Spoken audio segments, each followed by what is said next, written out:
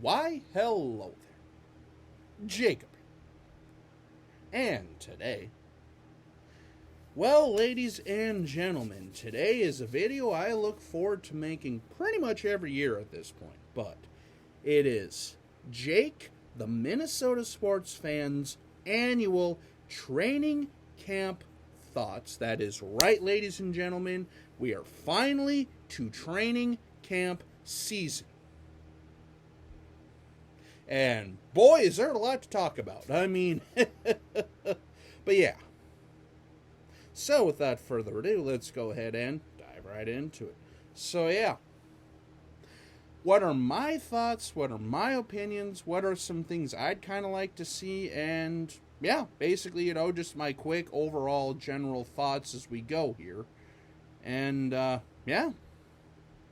So we're coming into year 3 of the KOC Quasi relationship. Year 1 went about as good as you can get, at least as far as the breaks and all that stuff, as, well, we made it into the playoffs, but lost in the first game against Daniel Jones and the Giants.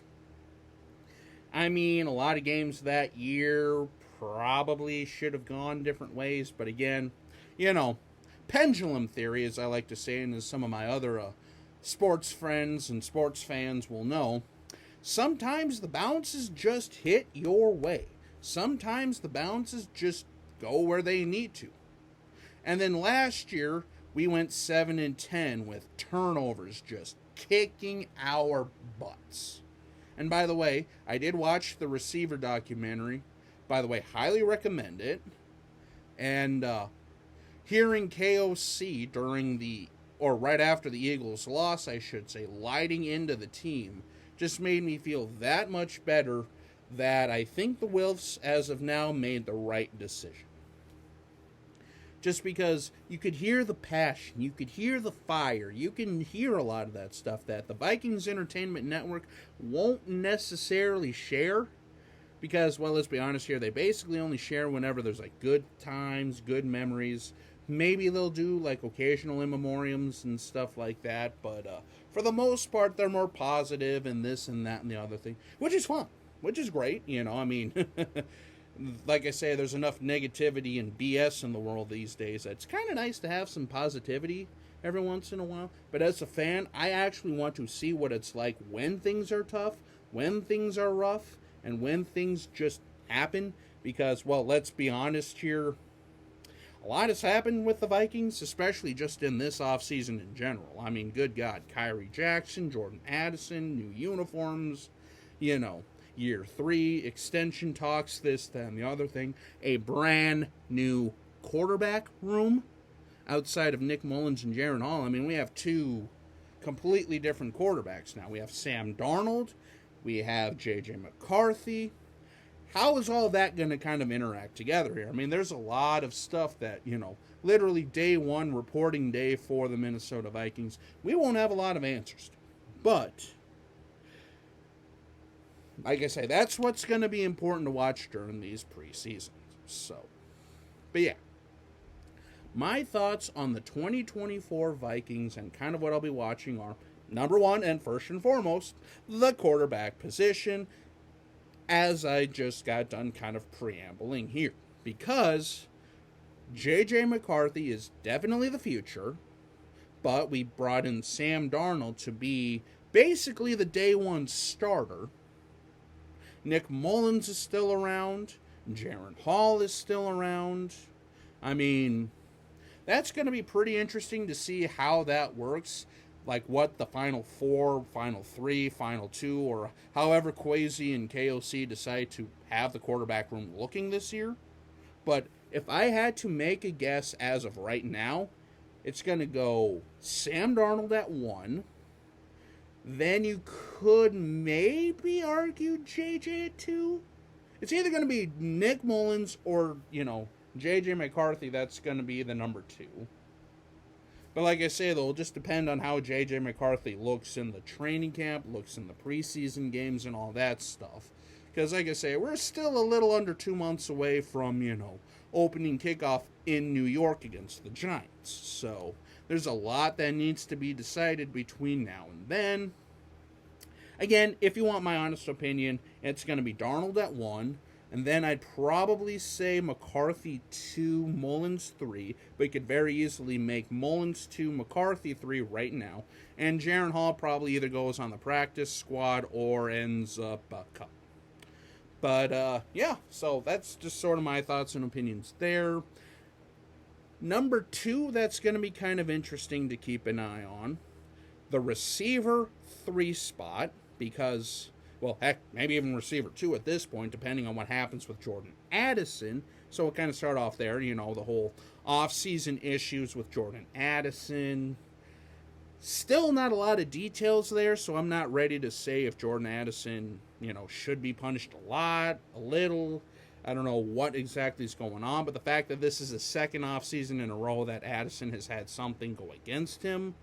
Last year was 140 and a 55. This year it's the falling asleep on the interstate blocking a lane of traffic near the LAX airport. It just doesn't look good, man. I mean, you're already on strike, too. But the thing is, his talent, I mean, he stepped up a lot when JJ went down last year. And basically kind of took over a couple of games when we needed him to. I mean, that 49ers game was mwah. I mean, that 49ers game was money. Even though he did have one against Charvarius Ward that he'd like to have back. But literally that, touchdown going into half where he literally snagged the ball out of Charvarius Ward's hands. Like, literally took the ball out of his hands and ran it into the end zone. I mean, that play was awesome. But like I say, with all the legal issues, this, that, and the other thing, who knows if he'll be suspended or how long he'll be suspended, because if I'm honest here, he probably should get something, like whether it's 3 games, 5 games, 1 game, whatever. But you've got to start, really getting to him here, because especially after the whole Kyrie Jackson incident, which leads into my next point, the cornerback, defensive back depth, even before when Kyrie Jackson was still here. How's that going to look? Because it's not like the defensive backs are necessarily a group that make you go, this is a Super Bowl caliber, or this is the no-fly zone, this is, insert all-time defense here. But it's like, is Byron Murphy going to be that guy? Can Shaq Griffin step up? Can, how does our depth look at this point? Because, well, honestly, I just don't know. I mean, but thankfully we have a good defensive coach and defensive coordinator who can do the thing, who can get it done. I mean, he's proven that he can do decent things with not a lot of people. Plus, this is B-Flow's really first year molding like the defense in his name.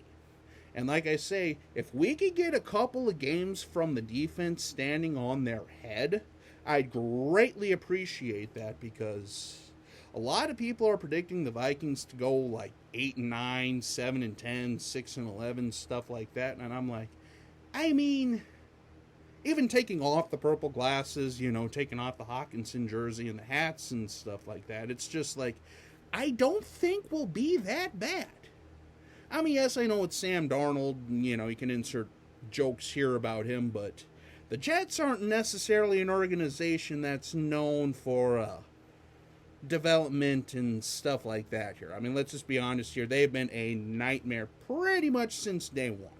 But, yeah, I mean, so Justin Jefferson alone can steal you a game or two. If we can even have a halfway decent to 3/4 of the way decent run game, Aaron Jones can step up and be, a 1,100, 1,200 yard rusher, 10 touchdown sort of guy. That'll help out tremendously. It's just, I don't see us being that low. If you want my honest opinion, I think the Vikings will finish either 8-9 or 9-7 or 9-8. 10. Like I say, every once in a while I still kind of get my brain, fogged up because we have 17 games, because it sounds like there might even be an 18th game that's potentially in the woodworks, but again, we'll just wait and see there. But honestly, I'm predicting like a 9-8, 10-7 as of now.